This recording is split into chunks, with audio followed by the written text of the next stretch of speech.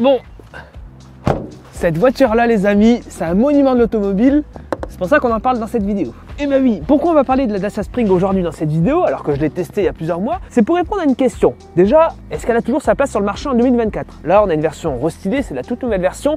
Mais justement, est-ce qu'elle a toujours sa place? Est-ce qu'elle vaut toujours le coup? Surtout par rapport à la concurrence qui devient de plus en plus complexe sur le marché. Il y a de plus en plus de modèles justement sur ce petit segment-là. Et aussi, c'est super intéressant de retracer un petit peu l'histoire de ce modèle. La Dacia Spring, c'est un modèle qui n'est pas du tout récent, c'est un modèle qui est même assez ancien et d'ailleurs qui existe dans plus de 8 déclinaisons sur le marché mondial. C'est incroyable, on va essayer de les détailler un petit peu. Vous allez voir qu'il y a 8 déclinaisons sous plusieurs marques disponibles de cette Dacia Spring. Je pense qu'on est au bout du bout puisque vous l'avez vu peut-être là dans cette dernière version, avec tout ce qui s'est passé dernièrement, ces derniers mois justement, la Dacia Spring ne se vend plus du tout. On est quasiment sur un arrêt total de la voiture. Elle a été, on va dire entre guillemets, tuée quand même par déjà le fait qu'elle soit fabriquée en Chine. Du coup, on n'a plus aucune aide, le bonus écologique qui réduit, etc., etc. Et en plus, là encore une fois, par rapport à la concurrence qui devient de plus en plus serrée sur ce domaine-là. Donc la Dacia Spring, même si elle a plein d'arguments, c'est quand même une très très bonne petite voiture selon moi, elle a quasiment plus sa place sur le marché.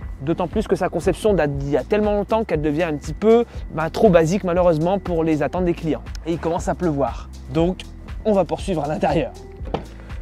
Et oui, on poursuit à l'intérieur pour parler de cette Dacia Spring qui a d'ailleurs été un énorme succès à ses débuts. Plus de 140 000 unités vendues, elle a même été numéro 1 des ventes en Europe à un moment. C'était quand même fou la Dacia Spring. Elle répondait quand même à une sacrée demande, avoir des petits véhicules électriques pour les villes et à pas trop cher. Mais après avoir rencontré tout ce succès, tout s'est effondré là dernièrement. Bon, si on revient un petit peu à la base, elle est donc apparue en 2021 sur notre marché. C'était d'ailleurs le premier modèle que j'ai essayé lors d'un événement presse au début de la chaîne. C'est pour ça que j'ai il se passe un truc entre moi et la Spring finalement. C'est une voiture que j'aime un petit peu dans toute la philosophie qu'elle dégage. C'est une voiture qui est assez attachante, on le verra tout à l'heure sur la route. Même si effectivement, si on retrace un petit peu sa vie, sa conception, c'est une voiture qui date quand même d'il y a sacrément longtemps. 2015, c'est la création de la Renault Kwid. Renault Kwid, c'est quoi? C'est un petit véhicule fait pour les marchés émergents, notamment le Brésil et l'Inde. Un petit véhicule thermique qui donnera ensuite naissance à la Renault KZ2 quelques années après. C'est donc en 2019 que la Kwid s'électrifie, devient donc KZ2 et là aussi elle est faite pour répondre à un marché, à une demande d'avoir des petits véhicules électriques à pas cher. Là aussi pour les marchés émergents. Et vous allez voir qu'au fur et à mesure du temps, il y a eu plein de déclinaisons de cette Dacia Spring sous d'autres marques, notamment Dongfeng qui est le partenaire de Renault en Chine qui en a profité pour faire plein de déclinaisons avec toutes les marques justement de Dongfeng. Je vous affiche d'ailleurs 2-3 variantes de la Dacia Spring sous donc le blason Dongfeng. Voilà, en Chine, c'est assez marrant de voir un petit peu toutes ces déclinaisons. Et justement, à un moment aussi, Dacia Europe s'est dit « Ah bah merde, on n'a pas de petits véhicules électriques à pas cher dans notre gamme. » Et pourtant, c'est cohérent puisque justement Dacia se positionne sur un marché low cost, donc pourrait proposer une électrique low cost. Ils ont donc jeté un œil du côté de chez Renault en Chine, ils se sont dit « Bah merde, est-ce que la KZ2, on pourrait pas la rebadger sous le blason Dacia et la vendre ici en Europe ?» Et c'est ce qu'ils ont fait directement, puisqu'en 2019-2020, la Dacia Spring arrive ici en Europe et elle fait quand même pas mal de bruit puisque cette voiture elle plaît quand même plutôt bien. Les départs sont plutôt bons, les ventes aussi, et puisqu'elle est aussi bien aidée par toutes les aides et les bonus notamment. Elle a ensuite évolué avec une phase 2 qui évolue très légèrement au niveau des logos. Voilà, une petite mise à jour et la phase 3 dans laquelle je suis assis qui permet surtout de mettre à jour la Dacia Spring au niveau des équipements de sécurité puisque clairement elle était un petit peu dépassée à ce niveau-là et maintenant l'Europe impose aux constructeurs des normes de sécurité actives et passives avec notamment les aides à la conduite, etc., etc. Donc cette Spring est plutôt bien équipée justement à ce niveau-là. Pour une petite voiture, c'est quand même assez inédit. Ici, on retrouve tous les éléments de confort et de sécurité pour rouler la voiture au quotidien comme une voiture normale, même si elle reste très très légère cette Spring, dans tous les sens du terme. Légère notamment aussi au niveau du style, faut qu'on en parle un petit peu. Bon, la Spring, même si cette nouvelle version là est plutôt réussie je trouve esthétiquement, ça reste assez classique, assez basique. Déjà dans le format, c'est une toute petite voiture, elle fait assez frêle, assez légère. Bon, Dacia elle a bien amélioré puisqu'elle rentre parfaitement maintenant dans la gamme stylistique de Dacia avec le Duster et les autres modèles, elle est parfaitement cohérente avec le reste de la gamme je trouve. C'est plutôt bien réussi, mais on voit que Dacia est allé à l'économie, ils ont fait un petit peu peu avec ce qu'ils pouvaient, au niveau du prix notamment. On a des stickers voilà, qui permettent de donner un petit peu un côté chic, bien fini à la voiture, voilà, pas trop cher en fait. On a des petits détails esthétiques aussi qui permettent voilà, de donner un petit look sympa à la voiture. On a une signature lumineuse réussie, voilà. Je trouve que c'est plutôt bien fait honnêtement. Elle a un style plutôt sympa, même si on reste dans ce gabarit un petit peu petit, ça fait un petit peu léger quand même. À l'arrière par contre, je suis beaucoup moins fan, voilà, vous l'avez déjà vu dans ma vidéo essai il y a quelques mois, je suis moins fan de l'arrière, c'est pas dingue, je trouve que voilà, c'est pas trop réussi ce qu'a fait Dacia dans cette Spring. Oh que la lumière fut, on n'a plus de soleil depuis des mois. Ah ça fait du bien, un peu de soleil. Même au niveau de l'intérieur, franchement Dacia ne déconne pas du tout. Ils ont fait une belle mise à jour de cette Spring. On a, voilà, bon, beaucoup de plastique forcément, mais c'est assumé, ça fait partie du style de la voiture. Et honnêtement, c'est plutôt bien fait, c'est plutôt bien fini, ça bouge pas, ça craque pas. C'est bien fait, c'est sympa même visuellement, ça marche très très bien je trouve. Bon, on a le système d'infodivertissement en plus qui est vraiment au rendez-vous. D'ailleurs, il est vraiment très très bien ce système d'infodivertissement. Je me demande même si c'est pas celui de la R5, hein. Ça a l'air d'être la même puce à l'intérieur. C'est très réactif, ça marche bien. On a CarPlay, Android Auto sans fil, on a une navigation, la radio, enfin vraiment les éléments de base, mais ça marche bien, c'est efficace. Il y a pas mal d'aspects pratiques, pas mal de rangements en plus dans la voiture. Bon, effectivement, ça reste une petite voiture, donc on est assez serré à l'intérieur. Bon, évidemment, moi je suis pas très grand, donc ça va, mais les gabarits un petit peu supérieurs seront peut-être un petit peu moins à l'aise. Bon, à l'avant ça se passe bien, mais du coup à l'arrière, quand un adulte est installé à l'avant, c'est mort. On peut pas installer d'adulte à l'arrière, hein. Il faut installer un enfant et encore. Ça reste une petite voiture, donc ça reste peut-être un second véhicule ou un véhicule destiné uniquement à un usage urbain. Je dirais vraiment pas plus que ça. Pareil, on a un petit coffre sympa à l'arrière, bon, on a de quoi ranger 2-3 petites bricoles. Et à l'avant, on peut même mettre un frunk en option avec la voiture, ça c'est quand même cool. Bon maintenant, pourquoi les ventes se sont écroulées avec cette Dacia Spring alors que finalement, quand on la regarde comme ça, elle a quand même pas mal de petites qualités. Bon déjà, les ventes se sont écroulées parce que elle n'a plus le droit à aucune aide, hein, cette voiture, on le sait, les véhicules électriques elles sont encore un tout petit peu boostées par les bonus, etc. Comme cette voiture est faite en Chine et que justement les critères d'admission du bonus ont changé, elle n'a plus le droit à aucun bonus cette voiture. Donc vous la payez au prix de directement ici, je l'ai là. On est à 18 900 € en prix de base.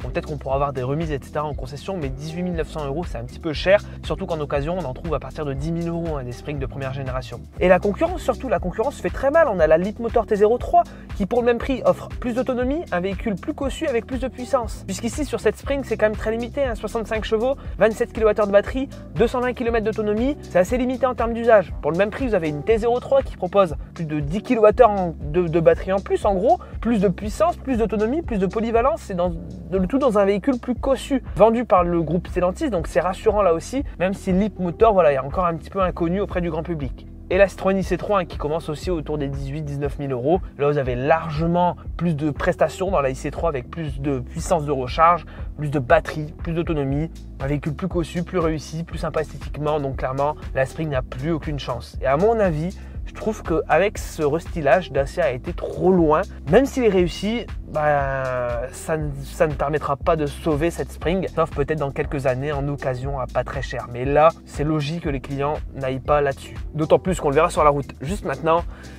elle pêche un petit peu cette Spring.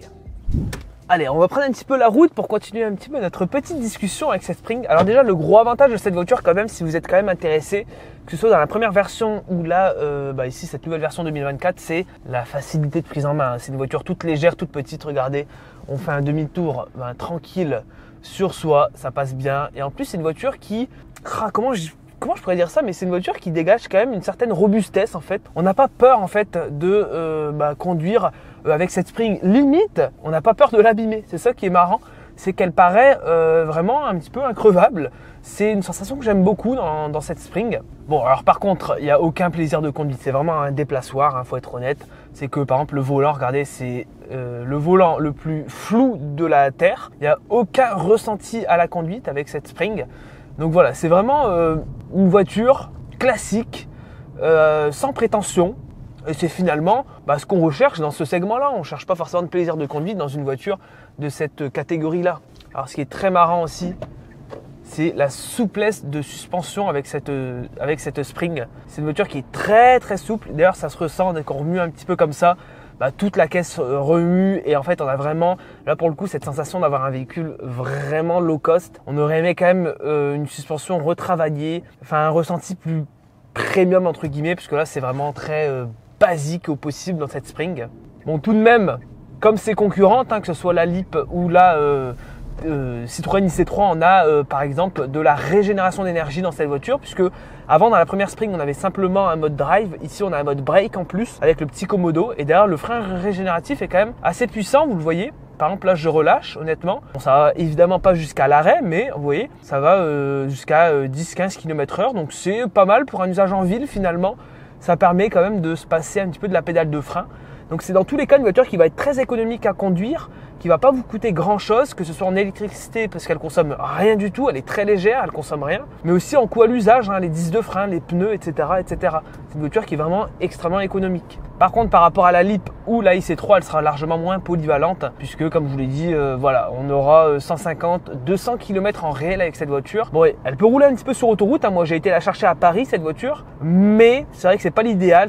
Déjà les 130 vous pouvez oublier, mais voilà, la recharge n'est pas très rapide, etc. Bon, on le verra un petit peu tout à l'heure. Alors le gros défaut de cette Dacia Spring, c'est, regardez, c'est ses pneus. Je vais vous montrer un petit peu, là par exemple je suis dans un rond-point, et je vais vous montrer un petit peu, je sais pas si vous l'entendrez, mais dès qu'on met le pied dedans, voilà, les pneus dérapent tout de suite, et la tenue de route, regardez, ça sous-vire. Les pneus ligne longue d'origine sont extrêmement mauvais, ce ne sont pas de bons pneus. Bon, c'est pas dangereux non plus, mais en fait le comportement de la voiture est quasiment réduit à néant avec ces pneus, c'est-à-dire que ça accroche, ça accroche un petit peu, mais ça s'ouvre, ils sont dépassés, surtout là sur sol humide, sur sol lorsqu'il pleut, etc. C'est zéro, changez ces pneus s'il vous plaît, ce ne sont pas de bons pneus. Ligne longue, arrêtez, fermez les usines, fermez tout.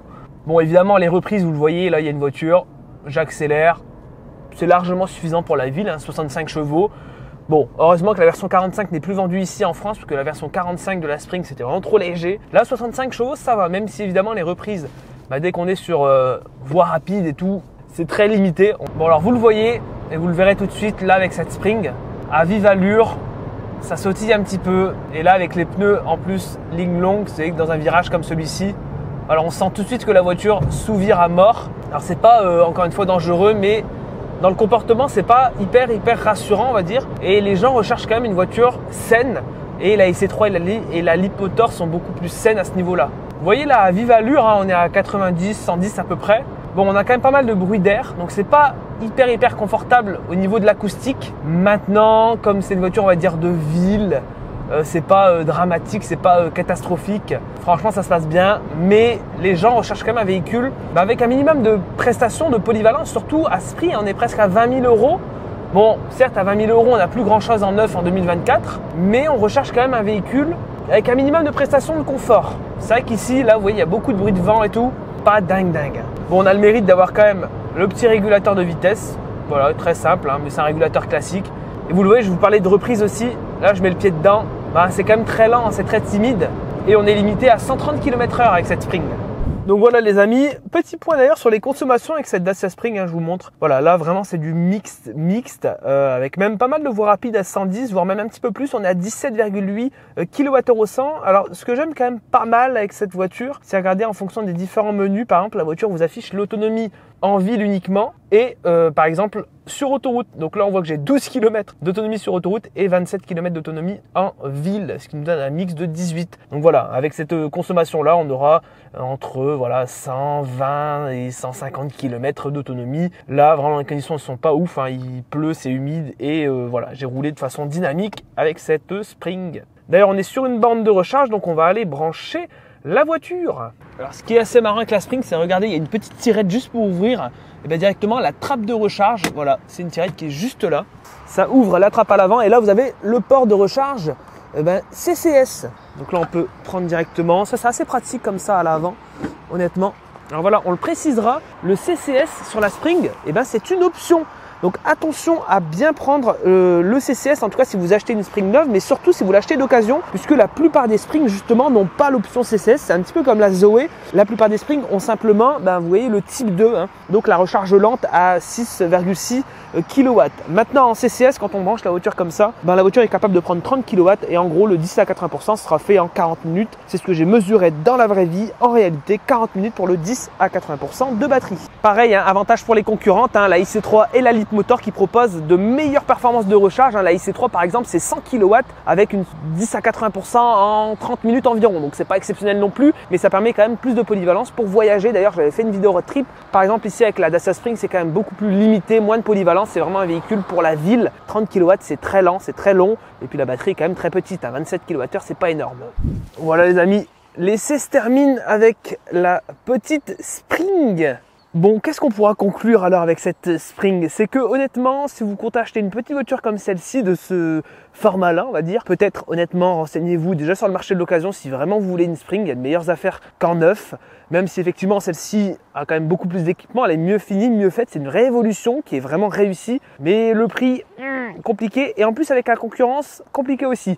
Clairement, je vous conseillerais plus une T03. Allez l'essayer, la T03 elle est vraiment bien. D'ailleurs, il y a une vidéo qui est disponible aussi sur la chaîne, une vidéo essai de la T03. Pareil, la IC3, voiture plus conçue avec plus de prestations, même si les débuts sont encore difficiles avec la IC3, beaucoup de bugs, de problèmes, etc. Mais au fur et à mesure du temps, elle va être fiabilisée normalement, en tout cas on l'espère. Donc voilà, par rapport à cette Spring, c'est des modèles qui sont un petit peu plus intéressants. De façon générale, je pense qu'on est arrivé au bout de la vie de la Dacia Spring. Hein. Elle ne sera, à mon avis, plus renouvelée, en tout cas plus sous cette forme.